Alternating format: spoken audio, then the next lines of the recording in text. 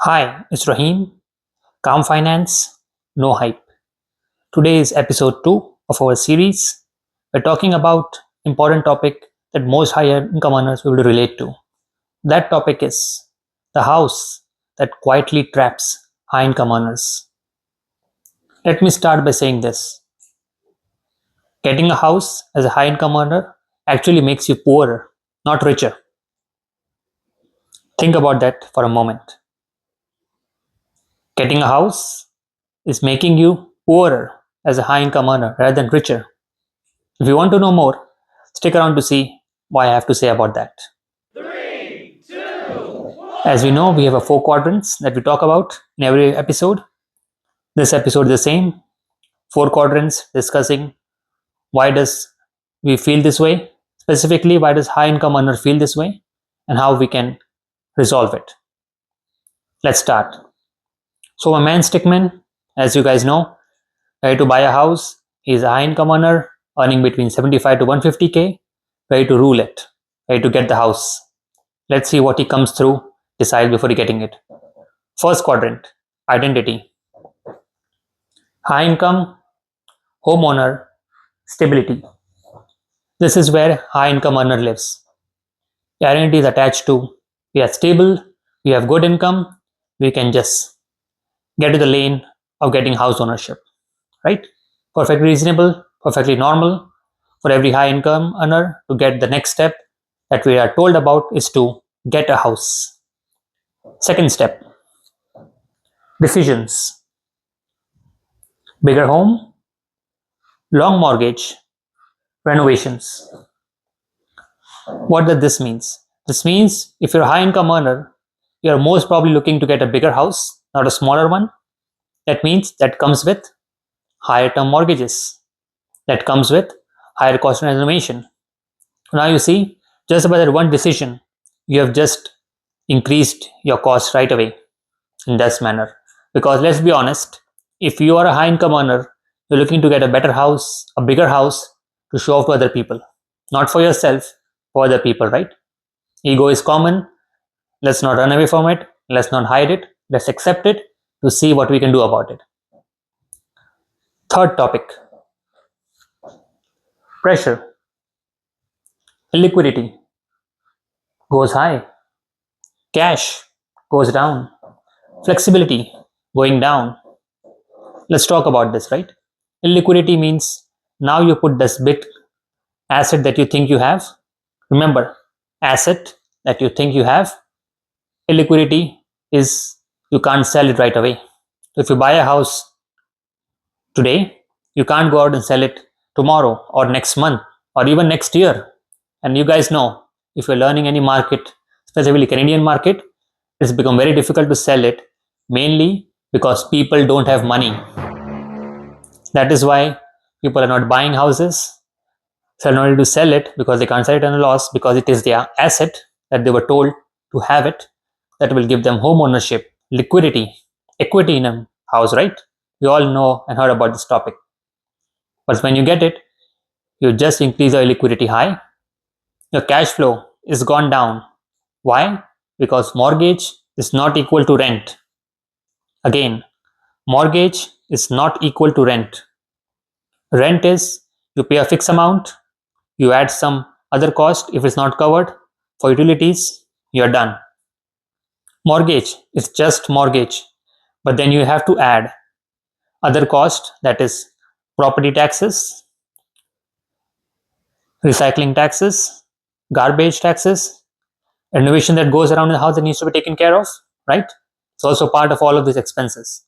Now you might be wondering or guessing, those are just annual expenses, right? Specifically property taxes, recycling and all this, right? Correct. But you can't avoid it. That's the whole idea. Now think about it. Have you ever rented a house, gone in and thought about, how much should I pay for property taxes? Or how much recycling pays?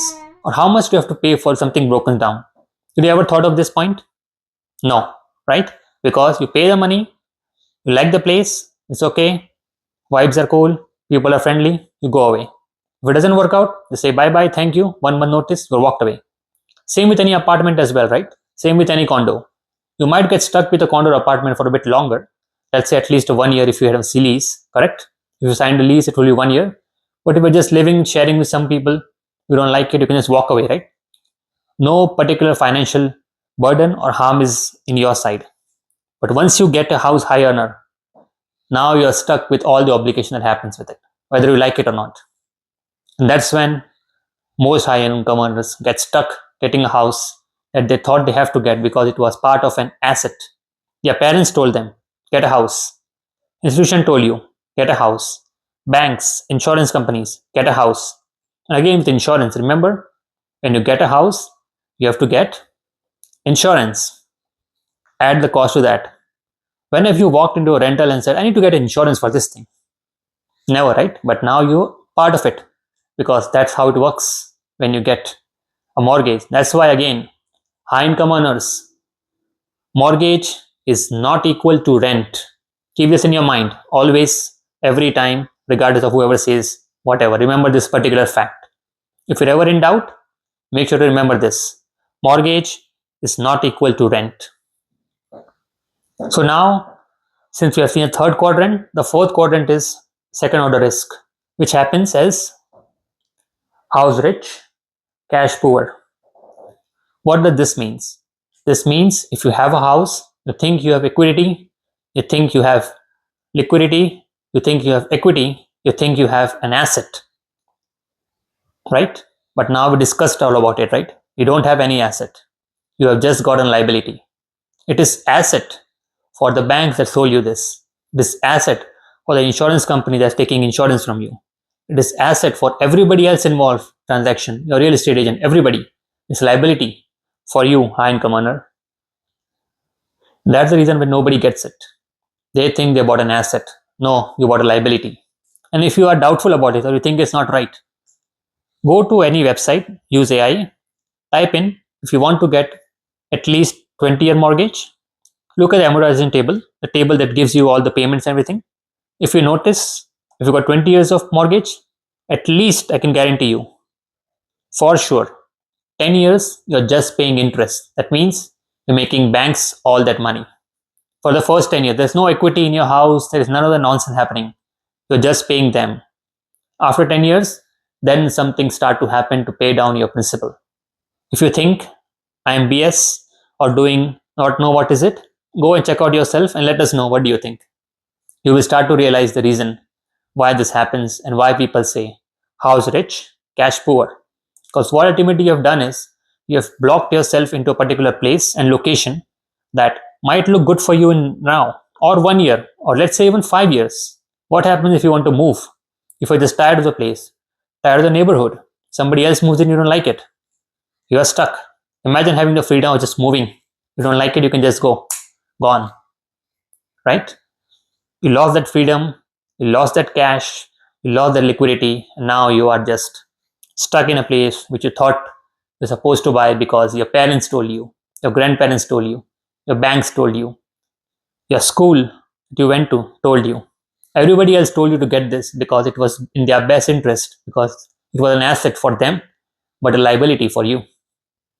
So now, when you think about this and you learned about this so far, you might be thinking you're scared. What should I do in real life? So the real goal is not to avoid home ownership if you want to. If you want to have home ownership, okay, that's your choice you have to make. But remember, it is not financially wise choice for most of us. It's an emotional connection that we have to the house, not a financial one. So the important thing is if you're trying to go for it, just remember to protect your liquidity and your flexibility. Now, how do you do that? Well, that's why we have the fourth step or the final step we talk about, action plan. Let's talk about the three action plan we have for you guys. Specifically, high income earners that are watching so far, stay tuned because we're going to discuss the action plan for you. First action plan, as you can see, is define a liquidity floor. That means keeping an excess cash with you that you can have access to anytime you want. This means the money that you have separately, if anything goes down, if anything breaks into the house, or sorry, when it's going to break, not if, it is going to break, you know it. You have some money kept aside as a buffer so you can use that money rather than getting stressed out. That is called liquidity floor. And if you don't have that money, that house is not for you. Your risk is already high. First indicator. Second action plan. Stress test, one pause. This means ask an uncomfortable question. If you lose your job next month when you got this house, or if you don't have income for that particular month, what is going to happen to your final situation? Is it going to be painful? Are you going to be stressed out? Are you going to be like done? If any of those questions you answered while you're talking a yes, that means you're not ready for it. You're not ready to get a house because you fail your stress test.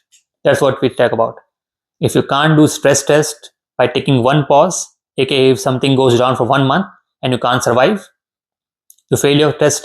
That means you need to send some more money, to save some more money, to be ready for it financially and mentally before you can get a house.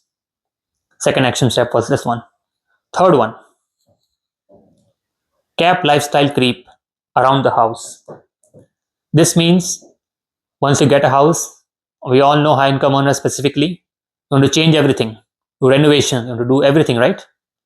Do not do that. As I talked about last video, lifestyle inflation goes up, flexibility, cash flow goes down. Same with house. If you think about it practically, without any drama, without any emotions, the house itself is expensive, but the most expensive part is renovations. The things you put in extra to make it look more prettier or more advanced or more your style, right? That is when you increase your cost and you get into more deep. Because already remember, you're not getting anything out of it.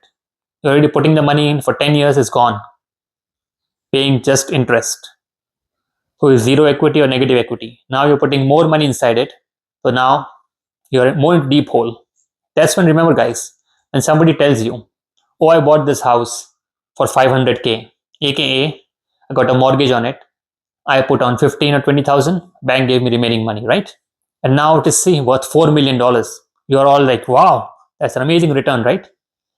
If you guys are high income earners, you should not think that way, because it's not 1 million to 4 million. It's all the cost that happens behind the scenes. He has to pay all taxes we talked about. He has to pay all the cost that happens, everything that goes around that he has to pay. And when you get all the calculation around it, when you calculate all the things that needs to be done to pay for the particular cost, you end up realizing it is the worst return you can have, if not the worst. You much rather be renting a place, putting it into investment of your own kind that you are interested in, that you can have full flexibility on, you can move around, that doesn't depend on you, and have more returns over that side rather than getting a house. So high income earners, remember, house is not a financial asset for you. It's a liability for you, it's an asset for everybody else involved. So I hope you guys like today's video. You're able to get some of the point I was taking to go across.